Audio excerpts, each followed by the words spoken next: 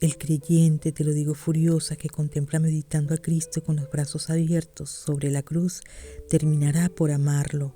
Pero el alma a la que Dios se acerca fulminante como vengador y justiciero porque un día fue repudiado como ocurrió con nosotros, ésta no podrá sino odiarlo como nosotros lo odiamos. Lo odia con todo el ímpetu de su mala voluntad, lo odia eternamente a causa de la deliberada resolución de apartarse de Dios con la que terminó su vida terrenal. Nosotros no podemos revocar esta perversa voluntad, ni jamás querríamos hacerlo. ¿Comprendes ahora por qué el infierno dura eternamente? Porque nuestra obstinación nunca se derrite, nunca termina, y contra mi voluntad agrego que Dios es misericordioso, aún con nosotros. Digo contra mi voluntad porque, aunque diga estas cosas voluntariamente, no se me permite mentir, que es lo que querría. Dejo muchas informaciones en el papel contra mis deseos. Debo también estrangular la avalancha de palabrotas que querría vomitar. Dios fue misericordioso con nosotros porque no permitió que derramáramos sobre la tierra el mal que hubiéramos querido hacer. Si nos lo hubiera permitido, habríamos aumentado mucho nuestra culpa y castigo. Nos hizo morir antes de tiempo, como hizo conmigo, o hizo que intervinieran causas atenuantes. Dios es misericordioso porque no nos obliga a aproximarnos a Él más de lo que estamos en este remoto lugar infernal. Eso disminuye el tormento. Cada paso más cerca de Dios me causaría una aflicción mayor que la que te produciría un paso más rumbo a la hoguera. Te desagradé un día al contarte durante un paseo lo que dijo mi padre pocos días antes de mi comunión. Alégrate, Anita, por el vestido nuevo. El resto no es más que una burla. Casi me avergüenzo de tu desagrado. Ahora me río. Lo único razonable de toda aquella comedia era que se permitiera comulgar a los niños a los 12 años. Yo ya estaba en aquel entonces bastante poseída por el placer del mundo.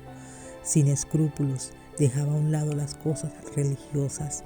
No tomé en serio la comunión. La nueva costumbre de permitir a los niños que reciben su primera comunión a los 7 años nos produce furor. Empleamos todos los medios para burlarnos de esto, haciendo creer que para comulgar debe haber comprensión. Es necesario que los niños hayan cometido algunos pecados mortales. La blanca hostia será menos perjudicial entonces que si la recibe cuando la fe, la esperanza y el amor, frutos del bautismo, escupos sobre todo esto, todavía están vivos en el corazón del niño. ¿Te acuerdas que yo pensaba así cuando estaba en la tierra? Vuelvo a mi padre. Peleaba mucho con mamá. Pocas veces te lo dije porque me avergonzaba. Qué cosa ridícula la vergüenza. Aquí todo es lo mismo. Mis padres ya no dormían en el mismo cuarto. Yo dormía con mamá. Papá lo hacía en el cuarto contiguo donde podía volver a cualquier hora de la noche. Bebía mucho y se gastó nuestra fortuna. Mis hermanas estaban empleadas, decían que necesitaban su propio dinero. Mamá comenzó a trabajar durante el último año de su vida. Papá la golpeó muchas veces cuando ella no quería darle dinero. Conmigo, él siempre fue amable. Un día te conté un capricho del que quedaste escandalizada. ¿Y de qué no te escandalizaste de mí? Cuando devolví 2 veces un par de zapatos nuevos porque la forma de los tacones no eran bastante moderna. En la noche en que papá murió, víctima de una apoplejía, ocurrió algo que nunca te conté por temor a una interpretación desagradable. Hoy, sin embargo, debes saberlo. Es un hecho memorable. Por primera vez el espíritu que me atormentaba se acercó a mí. Yo dormí en el cuarto de mamá. Su respiración regular revelaba un sueño profundo.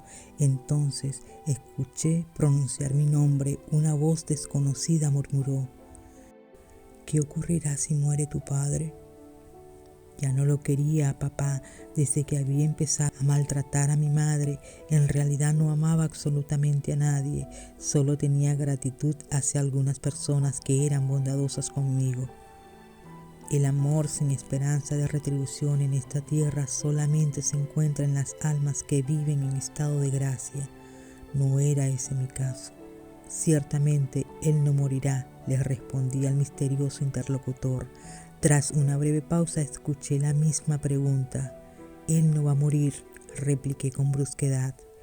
Por tercera vez me preguntaron, ¿qué ocurrirá si muere tu padre? Me representé en ese momento en la imaginación el modo como mi padre volvía muchas veces, medio ebrio, gritando, maltratando a mamá, avergonzándonos frente a los vecinos. Entonces respondí con rabia, bien, es lo que se merece, que muera. Después todo quedó en silencio. A la mañana siguiente, cuando mamá fue a ordenar el cuarto de papá, encontró la puerta cerrada. Al mediodía la abrieron por la fuerza. Papá, semidesnudo, estaba muerto sobre la cama. Al ir a buscar cerveza al sótano, debió sufrir una crisis mortal. Desde hacía tiempo que estaba enfermo. ¿Habrá hecho depender Dios de la voluntad de su hija, con la que el hombre fue bondadoso, la obtención de más tiempo y ocasión de convertirse? Marta K. y tú me hicieron ingresar a la asociación de jóvenes. Nunca te oculté que consideraba demasiado parroquiales las instrucciones de las dos directoras, las señoritas X. Los juegos eran bastante divertidos. Como sabes, llegué en poco tiempo a tener allí un papel preponderante. Eso era lo que me gustaba. También me gustaban las excursiones. Llegué a dejarme llegar algunas veces a confesar y comulgar. Para decir la verdad, no tenía nada que confesar. Los pensamientos y las palabras no significaban nada para mí, y para acciones más groseras todavía no estaba madura. Un día me llamaste la atención, Ana. Si no rezas más, te perderás. Realmente yo rezaba muy poco, y ese poco siempre a disgusto, de mala voluntad. Sin duda tenías razón. Los que arden en el infierno o no rezaron o rezaron poco. La oración es el primer paso para llegar a Dios, es el paso decisivo, especialmente la oración a aquella que es la Madre de Cristo, cuyo nombre no nos es lícito pronunciar. La devoción a ella arranca innumerables almas al demonio, almas a las que sus pecados las habrían lanzado infaliblemente en sus manos. Furiosa continúo porque estoy obligada a hacerlo, aunque no aguanto más de tanta rabia. Rezar es lo más fácil que se puede hacer en la tierra, y justamente de esto, que es facilísimo, Dios hace depender nuestra salvación. Al que reza con perseverancia, paulatinamente Dios le da tanta luz y lo fortalece de tal modo que hasta el más empedernido pecador puede recuperarse, aunque se encuentre hundido en un pantano hasta el cuello.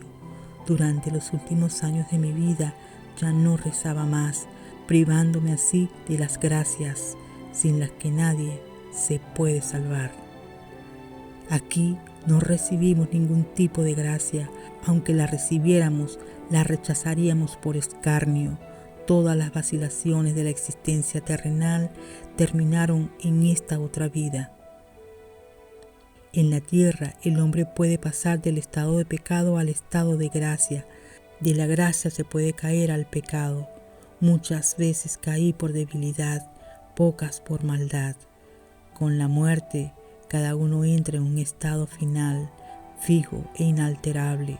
A medida que se avanza en edad, los cambios se hacen más difíciles.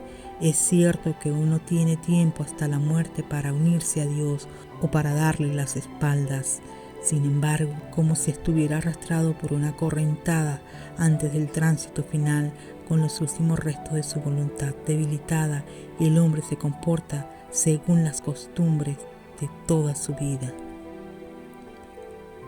El hábito, bueno o malo, se convierte en una segunda naturaleza. Es esta la que lo arrastra en el momento supremo. Así ocurrió conmigo. Viví años enteros apartada de Dios. En consecuencia, en el último llamado de la gracia me decidí contra Dios. La fatalidad no fue haber pecado con frecuencia, sino que no quise levantarme más.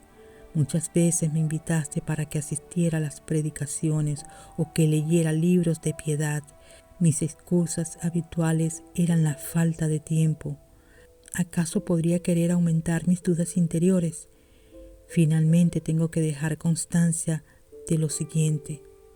Al llegar a este punto crítico, poco antes de salir de la asociación de jóvenes, me habría sido muy difícil cambiar de rumbo. Me sentía insegura y desdichada, pero frente a la conversión se levantaba una muralla. No sospechaste que fuera tan grave, creías que la solución era tan simple que un día me dijiste: tienes que hacer una buena confesión, Annie, todo volverá a ser normal. Me daba cuenta que sería así, pero el mundo, el demonio y la carne me retenían demasiado firme entre las garras. Nunca creí en la influencia del demonio. Ahora doy testimonio de que el demonio actúa poderosamente sobre las personas que están en las condiciones en que yo me encontraba entonces. Son muchas oraciones propias y ajenas, junto con sacrificios y sufrimientos que podrían haberme rescatado, y aún esto poco a poco. Si bien hay pocos posesos corporales, son innumerables los que están poseídos internamente por el demonio. El demonio no puede arrebatar el libre albedrío de los que se abandonan a su influencia, pero como castigo por su casi total apostasía, Dios permite que el maligno se anide en ellos. Yo también odio al demonio, sin embargo me gusta, porque trata de arruinarlos a todos ustedes, él y sus secuaces, los ángeles que cayeron con él desde el principio de los tiempos.